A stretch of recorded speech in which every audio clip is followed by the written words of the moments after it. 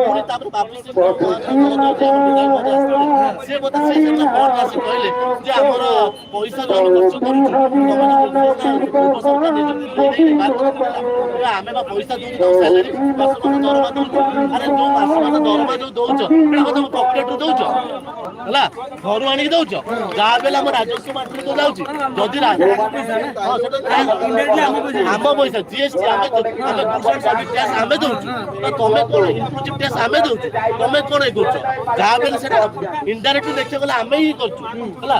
ତ ମୋ କହିବା କଥା ମାନ୍ୟବର ବିଧାୟକ ନାଁରେ ଗୋଟେ କଥା ବାହାରୁଛି ଯେ ମାନ୍ୟବର ବିଧାୟକ ଆପଣମାନଙ୍କୁ ଆସିକି କହିକି ଯାଇଛନ୍ତି ଯେ 24 ବର୍ଷ ଆମେ ଅପେକ୍ଷା କଲୁ, ଆପଣମାନେ 2 ବର୍ଷ ଅପେକ୍ଷା କଲୁ। ହଁ ସେଇଟା ବି 24 ବର୍ଷ ଅପେକ୍ଷା କରନ୍ତୁ। ଇଏ କଣ ରାଜନୀତିର କଥା ହେଇଛି? ସତ୍ତାକୁ ଆସିବେ ଆପଣମାନେ ହକ୍ ପାଇଁ ଲଢେଇ କରୁଛନ୍ତି।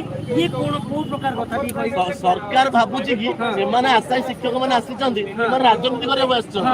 ଆରେ ଆମେ ରାଜନୀତି କରିବା ପାଇଁ ଆସିନୁ, ଆମେ ଆମର ହକ୍ ର ଲଢେଇ ଲଢିବା ପାଇଁ ଆସିଛୁ। ଆମେ ଆମର ପଦବୀ ବା ଆମ ନିଯୁକ୍ତି ନ ନେଲା ପଦ ଆମେ ଆମର ସେଇଟା ହିଁ ଦାବି ରହିବ। ମୂଳ ଜିନିଷ ହଉଛି ଆମର ଦାବିର ମୂଳ ମନ୍ତ୍ର କଣ? ଆମର ନିଯୁକ୍ତି ଦରକାର। ଯେ ପର୍ଯ୍ୟନ୍ତ ନିଯୁକ୍ତି ନ ବାହାରିଛି ସେ ପର୍ଯ୍ୟନ୍ତ ଆମେ ଯିବୁନୁ। ଆଉ ତମେ ଯୋଉ ଠକଉଛ, ଗାଲୁଆମି କରୁଛ, ମିଛରେ କହୁଛ 26,000 36,000 ପଦବୀ ଦେଲ ବୋଲି, ତାର କୌଣସି ପ୍ରମାଣ ଅଛି ତମ କତିରେ? ଯେ ରିକ୍ରୁଟମେଣ୍ଟ ବାହାର କରିଥିଲ ନୋଟିଫିକେସନ ପ୍ରମାଣ ଅଛି ତମ କତିରେ? ଆଉ ତମେ ଇଆଡେ ତମେ ବହି କଣ ଭୁଲ କର, ବହୁତ ତ ଭୁଲ ବାହାରିଲାଣି। ଆଉ ଯଦି ଶିକ୍ଷକ ବି ନ ରହିବେ ବିଦ୍ୟାଳୟରେ, ତାହେଲେ ଏଇ ଯୋଉ ଭୁଲକୁ ସୁଧାରିବ କିଏ? ଏ ପଢେଇବାକୁ ଯୋଉ ଆମର ମାଷ୍ଟର ଯୋଉ 1478 ସ୍କୁଲରେ ବର୍ତ୍ତମାନ ଗୋଟିଏ ଟିଚରରେ ଗୋଟିଏ ଶିକ୍ଷକରେ ସ୍କୁଲ ଚାଲିଛି। ସେଟା ସରକାରକୁ ଦେଖାଯାଉନି। ଏତେ ଆସିଲା ପରେ ଇଣ୍ଡାଇସି ରିପୋର୍ଟ ବାହାରିଲା ପରେ ବି ଯଦି ସରକାର ନ ବାହାର କରିବ, ତାହେଲେ ମୁଁ କହିବି ଇଏ ହଉଛି ଭଣ୍ଡ ସରକାର, ମୂର୍ଖ ସରକାର, ମୂର୍ଖ ସରକାର। କାହିଁକି ନା ଯଦି ସରକାର ହେଇକି ବି ଯଦି ସେମାନେ ଭୁଲ କହୁଛି, ଯଦି ଭୁଲ ତଥ୍ୟ ଦଉଛି, ତାହେଲେ ମୁଁ କହିବି ଇଏ ବି ତାର ଜ୍ଞାନ ହିଁ ନାହିଁ। ଟିକେ ଆପଣଙ୍କୁ ଏଠି ବ୍ରେକ୍ କରିବାକୁ ଯାଉଛି, କ୍ଷମା ଚାହୁଁଛି। ଆପଣମାନେ ଆମେ ସମସ୍ତେ ଦେଖୁଛେ, ଆପଣମାନେ ସମସ୍ତେ ଯୁବକ ଯୁବତୀ, କିନ୍ତୁ ଏଠି ମାନେ ଅନେକ ଯୁବକ ଯୁବତୀ ବର୍ତ୍ତମାନ ବେକାର ହେଇକି ବସିଛନ୍ତି।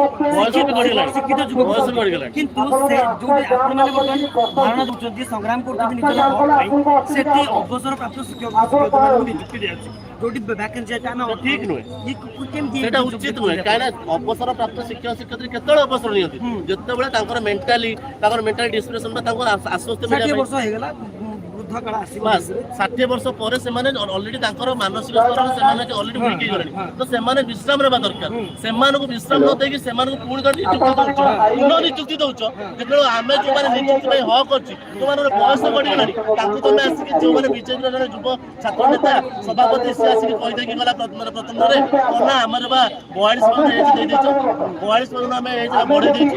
ଆରେ ମୁଁ କହିବି ଆରେ ମୂର୍ଖ ସଭାପତି, ଆରେ ଯଦି ତମର 42 ପର୍ଯ୍ୟନ୍ତ ବଢେଇଛ, ଜଣେ 42 ବର୍ଷ ଚାକିରି କଲେ ସେ କଣ 18 ବର୍ଷ ଚାକିରି କରିବ? 60 ବର୍ଷ ତା ଅବସର ନ ବସିବ, ତାହେଲେ କଣ 18 ବର୍ଷ ଚାକିରି କରି ପୁଣି ଆସିବ ପେନସନ ପାଇଁ ଏଠି ଧାରଣା ଦେବା ପାଇଁ? ଯଦି ଗୋଟିଏ ବ୍ୟକ୍ତି ବା ଜଣେ ଯୁବକ ବା ଯୁବତୀ ଶିକ୍ଷକ ବା ଶିକ୍ଷୟିତ୍ରୀ ଭାବେ ଆଶା କରେ, ପରୀକ୍ଷା କରିବା ପାଇଁ ରାଜରାସ୍ତାକୁ ଆସିବାକୁ ପଡିବ, ରେଜଲ୍ଟ ବାହାର କରିବା ପାଇଁ ରାଜରାସ୍ତାକୁ ଆସିବାକୁ ପଡିବ, ଏଲଟିଆର ବାହାର କରିବା ପାଇଁ ରାଜରାସ୍ତାକୁ ଆସିବାକୁ ପଡିବ, ନିଯୁକ୍ତି ପାଇଁ ରାଜରାସ୍ତାକୁ ଆସିବାକୁ ପଡିବ, ନିଯୁକ୍ତି ପାଇଲା ପରେ ପୁଣି ରାଜରାସ୍ତାକୁ ଆସିବାକୁ ପଡିବ, ଦରମା ପାଇଁ ହଉ, ପରମାନେଣ୍ଟ କରିବା ପାଇଁ ହଉ, ଏ ସବୁଥିପାଇଁ ଶିକ୍ଷକକୁ ରାଜରାସ୍ତାକୁ ଆଣିବାକୁ କାହିଁକି ବାଧ୍ୟ କରାଯାଉଛି? ମୁଁ ଭାବୁଛି ଏ ସରକାର ଯେ ସରକାର ଅଛନ୍ତି, ଗଭର୍ଣ୍ଣମେଣ୍ଟ, ମୁଁ ଭାବୁଛି ସେ ମାନେ ଅଲରେଡି ଭୁଲି ସାରିଲାଣି ଶିକ୍ଷାର ମହତ୍ଵ କଣ। ଗୋଟେ ଏଜୁକେସନ ଇଜ ଦ ୱେପନ, ମାନେ ଯୋଉଟା କି ଆମେ ଯାହା ଦ୍ୱାରା ଆମେ ସବୁକିଛି ଚେଞ୍ଜ କରିପାରିବା, ଯୋଉଟା କି ମହାତ୍ମା ଗାନ୍ଧୀ କହିଥିଲେ। କିନ୍ତୁ ଆଜି ମୁଁ ଦେଖୁଛି ତାର ମାନେ ଉଲ୍ଟା ହଉଛି। ଶିକ୍ଷାକୁ ସେମାନେ ଅଲରେଡି କଣ ତା ତଳ ସ୍ତରକୁ ନେଇଗଲେଣି। ଶିକ୍ଷାର ମାନଦଣ୍ଡ ଅଲରେଡି ହଜିଗଲାଣି।